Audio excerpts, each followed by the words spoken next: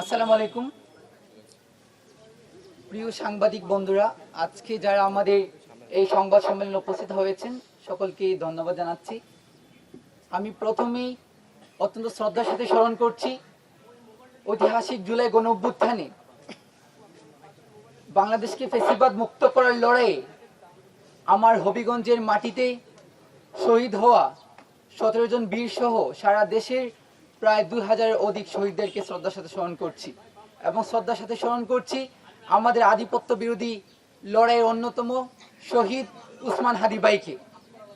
আমি কৃতজ্ঞতা প্রকাশ করছি সারা দেশে আমাদের জুলাইকে যারা ওন করেন, যারা আমাদের এই কঠিন ক্লান্তি লগ্নে আমাদের পাশে দাঁড়িয়েছিলেন, এবং স্পেশালি আমি কৃতজ্ঞতা জানাচ্ছি আমাদের জুলাই গণঅভ্যুত্থানের সেই ঐতিহাসিক প্ল্যাটফর্ম বাংলাদেশের কৃষক থেকে শ্রমিক, বুদ্ধিজীবী, ছাত্র জনতা, সকল শ্রেণী পেশার মানুষকে যে ব্যানারটি এক কাতারে আনতে সক্ষম হয়েছিল, আমার প্রাণের স্পন্দন বৈষম্য বিরোধী ছাত্র আন্দোলনকে, এবং ডাকসু সহ যারা আমার পাশে রাজপথে দাঁড়িয়ে আমাকে সাহস যোগান দিয়েছিলেন।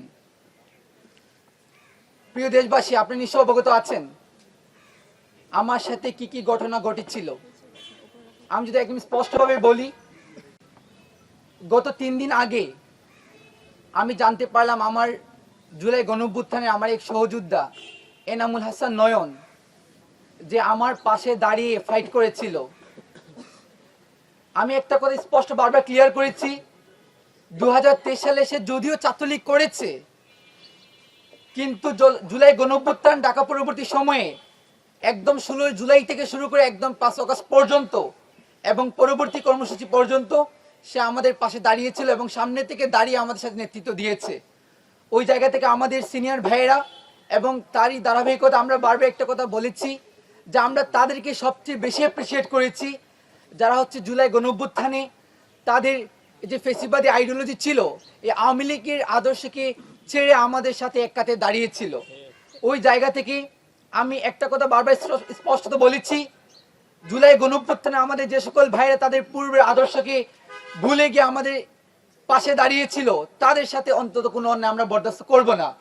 ওই জায়গা থেকে আমি ওইখানে গিয়েছিলাম, যখন আমি জানতে পারলাম যথেষ্ট পরিমাণ ডকুমেন্টস প্রমাণাদি পেশ করার পরও আমার সহযোদ্ধা নয়নকে গ্রেফতার করে চালান দেওয়ার টালভানা করা হচ্ছে, ওই জায়গা থেকে আমি বারবার ওনাদেরকে রিকোয়েস্ট করেছি, আলাপ করেছি যে আমার একজন সহযোদ্ধাকে আপনারা কেন অন্যভাবে গ্রেফতার করে রাখবেন, কেন তাকে চালান দিবেন।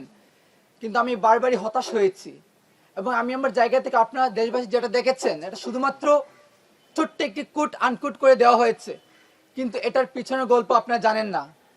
আমার হবিগঞ্জের ব্যাপারে যদি আমি বলি, বানিয়াচংয়ে যখন সারা বাংলাদেশ 5ই আগস্ট সারা বাংলাদেশ তখন বিজয় মিছিল উন্মত্ত, কিন্তু ঠিক একই সময়ে আমার হবিগঞ্জের বানিয়াচংয়ের উপজেলায় একদিনে এক নাগাড়ে 9 জনকে গণহত্যা করা হয়েছিল। কিন্তু আমি স্পষ্ট লক্ষ্য করেছি একটি অদৃশ্য শক্তির আস্ফালনে আমাকে গ্রেফতার পরবর্তী সময় আমার ভাইয়েরা যেটা আমাকে জানিয়েছেন, এবং পরবর্তী সময়ে আমি সবাইকে আমি দোষী সাব্যস্ত করব না, মিডিয়ার অনেক ভাইয়েরা, অনেক কলামিস্ট ভাইয়েরা সারা দেশের সবাই বেশিরভাগ আমাদের পাশে দাঁড়িয়েছিলেন, বাট কতিপয় কিছু ভাইয়েরা আমাদের বিরুদ্ধে দাঁড়িয়েছিলেন। তারা আমি দেখেছি যে আমাদেরকে এই সন্তোষের বিষয়টাকে সামনে এনে সন্তোষের প্রতি মায়া কান্না করে আমাদের যে এত এত ভাইকে গণহত্যা করা হয়েছে, বানিয়াচংয়ে যে আমার 12 বছরের ছোট্ট শিশু হাসানকে গণহত্যা করা হয়েছে ব্রাশ ফায়ারের মাধ্যমে, এটাকে বৈধতা দেওয়ার চেষ্টা করেছেন। আমরা এখান থেকে তার নিন্দা জানাচ্ছি। এবং দেখেন, আমি বারবার যখন রিকোয়েস্ট করেছি তারা তাকে ছাড়তে একদম না করেছেন যে ছাড়া যাবে না, এবং তার পূর্ববর্তী সময় হবিগঞ্জে বাংলাদেশের সবচেয়ে বেশি মামলা বাণিজ্য হয়েছে এবং হবিগঞ্জের প্রতিটি থানাতে যেন মামলা বাণিজ্য আর রেগুলেশনের মামলা দিয়ে, ফাইন্যান্সিয়াল ইনভলভমেন্ট দিয়ে, টাকা পয়সা দিয়ে মানুষকে, নিরীহ মানুষদের গ্রেফতার করার জন্য একটা মহোৎসব শুরু হয়ে গিয়েছিল। তো দীর্ঘদিনের আমাদের আক্ষেপ, আমাদের খুব, ওই জায়গা থেকে আমি যখন ওইখানে কথা বলেছি, বারবার আমরা রিকোয়েস্ট করেছি, কিন্তু উনি 4টি জন অস্বীকৃতি জানিয়েছেন। ওই জায়গা থেকে একজন আমার জুলাইয়ের সহযোদ্ধা ভাইকে বাঁচানোর জন্য এক পর্যায়ে আমি আমার নিজেকে নিয়ন্ত্রণ হারিয়ে ফেলি। এবং আমি একটা কথা বারবার বলেছি যে আমাকে যদি আপনার ফাঁসি দিয়ে ফেলেন আমি আই ডোন্ট কেয়ার, বাট আমার একজন সহযোদ্ধা ভাইকে আপনি এভাবে অন্যায় করবেন এটা অন্তত আমি বরদাস্ত করতে পারি না। জুলাই গণঅভ্যুত্থানের 2000 শহীদের রক্ত আমাদেরকে যে চেতনা শিখিয়েছে, ওই চেতনা অন্তত আমাদের এই অন্যায় বরদাস্ত করতে আমাদের শিখায়নি। এবং আমি যেই কথাটি বলতে চেয়েছিলাম যে আমাদের সারা দেশে যখন বিধ্বস্ত অবস্থা 5ই আগস্টে সারা দেশ তখন আমাদের জুলাই যে সকল সৈনিকদেরকে হত্যা করা হয়েছে, শহীদ করা হয়েছে, ওই জায়গা থেকে সারা দেশের মানুষ 17 বছরের নিপীড়ন নিষ্পেষণের প্রতিবাদে খুবই দীর্ঘদিনের ক্ষোভকে সঞ্চারিত করে তারা প্রতিটি থানাতে প্রতিটি জেলাতে তার স্ফুলিঙ্গ আমরা দেখেছি বিস্ফোরিত হয়েছিল। ওই জায়গা থেকে আমি একটা কথা বারবার বলেছি, একবার আমি বলি নাই যে আমি করেছি, আমরা মাধ্যমে এই কথার মাধ্যমে আমরা ধারা সমস্ত আন্দোলনকারী সত্তাকে বুঝিয়েছিলাম জুলাই আমাদের অস্তিত্ব। এখানে আমি মাহদি কিংবা আমাদের ব্যক্তিগত কোনো এখানে পারপাস ছিল না। আমরা মিন্স জুলাই গণঅভ্যুত্থানের সকল অংশীজন, সকল জুলাই যোদ্ধা যা আমাদের পাশে দাঁড়িয়েছিলেন, যা আমাদের সাথে লড়াই করেছিলেন। এবং আমি স্পষ্ট বলেছি, আমি বলতে চেয়েছিলাম যে যখন বিক্ষুব্ধ জনতা টানায় আত্মপ্রতিরোধ গড়ে তুলেছিলেন, অন্যদিকে সারা দেশে আমাদের কেন্দ্রীয় নির্দেশনা অনুযায়ী আমরা সারা দেশের বিভিন্ন থানা এবং হবিগঞ্জে আমরা অন্যান্য থানাগুলোকে আমরা পাহারা দিয়েছি, অক্ষত করেছি। ওই জায়গা থেকে অন্তত এই ব্লেমগুলো আমাদের পক্ষে নেওয়া এগুলা কখনোই শোচনীয় নয়। পরবর্তী সময়ে বৈষম্য ছাত্র আন্দোলন সহ সারা দেশের সহযোদ্ধা ভাইরা আমার পাশে দাঁড়ানোর পর আপনারা দেখতে পেয়েছেন, বাকি ইতিহাস আপনারা জানেন।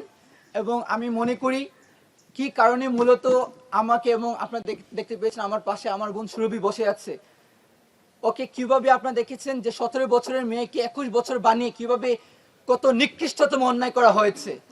আমরা স্পষ্ট বলতে চাই সুরভিকে মুক্ত করা হয়েছে, কিন্তু তার পিছনে যারা এই 17 বছরকে 21 বছর বানিয়েছিল, যারা 50,000কে 50 কোটি বানিয়েছিল, এই কুশলবিদকে বাংলাদেশের জাতির কাছে উন্মোচন করতে হবে। এবং আমরা স্পষ্ট বলতে চাই দ্রুত সময়ের মধ্যে যে ঘাটতির কারণে মূলত এই আস্ফালন দেখানো হয়েছে, এত দিন হয়েছে আমাদের অধ্যাদেশ জারি করা হচ্ছে না। আমাদের বৈষম্য ছাত্র আন্দোলনের 3 দফার অন্যতম দাবি দ্রুত সময়ের মধ্যে জুলাই গণঅভ্যুত্থানের সেই জুলাই থেকে একদম 8 আগস্ট পর্যন্ত জুলাই অভ্যুত্থানের সকল কর্মকাণ্ডকে দ্রুত সময়ের মধ্যে দায়মুক্ত ঘোষণা করতে হবে। নয়তো এই গণঅভ্যুত্থানের মাধ্যমে যে গভর্নমেন্ট ফর্ম করা হয়েছে তাদেরকে তাদের শোচনীয় করার জন্য প্রস্তুতি নিতে হবে। এবং আমি আমার বক্তব্যের মাধ্যমে আমাদের আধিপত্য বিরোধী লড়াই আমাদের শহীদ উসমান হাদি ভাইয়ের বিচার কামনা করছি। এবং আমরা দেখেছি এই লড়াই শেষ হওয়ার পর কিভাবে গোয়েন্দা সংস্থা আমাদের পিছনে কল কাঠুরি নেড়ে আস্ফালন দেখাচ্ছে। আমি একটা কথা স্পষ্ট বলতে চাই, এত দিন হয়ে গেল, 25 দিন হয়ে গেছে, উসমান হাদি ভাইয়ের হত্যার বিচার হয় না। এই দেশ লাশ হজম করতে শিখে গেছে।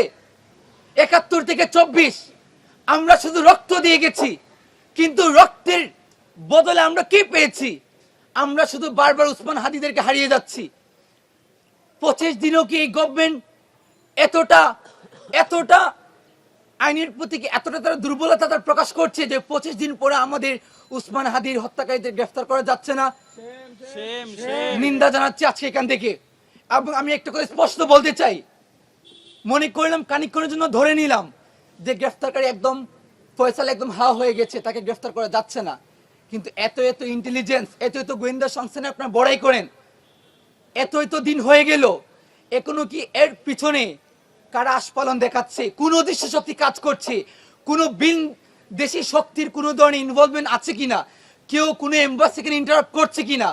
এটা ডিসক্লোজ করার যদি সক্ষমতা কোনো বাংলাদেশের গোয়েন্দা সংস্থা না থাকে, আমরা এখান থেকে আহ্বান জানাই নয়তো এই গোয়েন্দা সংস্থা ইন্টেলিজেন্স গুলোকে বন্ধ করে দেন। আমাদের রক্তের উপর তারা যে ইন্টেলিজেন্স গুলো রান করছে, আমাদের ট্যাক্সের টাকায়, জনগণের ট্যাক্সের টাকায় যে ইন্টেলিজেন্স গুলো রান করে, যেগুলো আমাদের জনগণের দায়বদ্ধতার সময় জনগণের কাজে আসে না, এই ইন্টেলিজেন্স গুলো আমাদের দরকার নাই। সে আশা প্রত্যাশা আমার উসমান হাদি ভাইয়ের হত্যার বিচার চেয়ে আমাদের উপর যে ভ্রান্ত মামলা দেওয়া হয়েছে, সেই মামলাকে দ্রুত সময়ের মধ্যে আমাদের যে দাবি দেওয়া হয়েছে উইথড্র করার মাধ্যমে, পাশাপাশি আমাদের বৈষম্য বিরোধী সমস্ত দাবির প্রতি আমি একাত্মতা পোষণ করি। আপনারা যে উপস্থিত হয়েছেন, আমার যে সকল ভাইরা আজকে কাতার দাঁড়িয়েছেন, আমার পেছনে অনেক ভাইরা দাঁড়িয়েছেন, তাদের প্রতি আমি কৃতজ্ঞ রইলাম এবং সারা দেশ আমাকে যে কৃতজ্ঞ বানিয়ে ফেলেছেন।